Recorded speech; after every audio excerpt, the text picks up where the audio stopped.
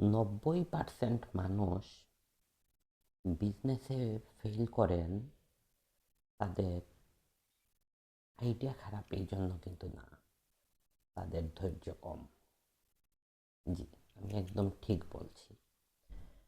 90% মানুষ বিজনেসে ফেল করেন তাদের আইডিয়া খারাপ হওয়ার জন্য না, তাদের ধৈর্য কম থাকার কারণে।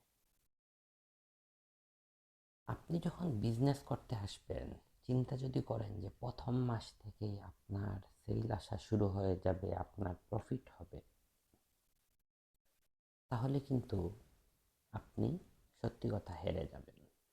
আপনাকে ধৈর্য নিয়ে আসতে হবে বিজনেসে। কমপক্ষে মিনিমাম 6 মাস আপনার কোনো সেল হবে না, এই চিন্তা মাথায় নিয়ে আপনি বিজনেসের ফিল্ডে আসুন।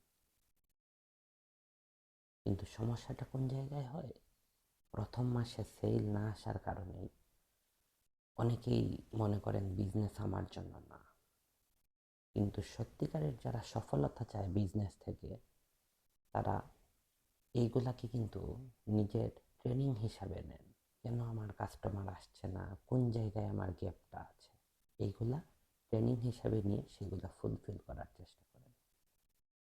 তাই আপনি যদি বিজনেসে আসেন, ধৈর্যটা নিয়ে আসবেন এবং কমপক্ষে আপনি চিন্তা রাখবেন আমি 6 মাস বিজনেস নিয়ে শিখব এবং 6 মাসে আমার বিজনেসটা আস্তে আস্তে আরো গ্রো করবে।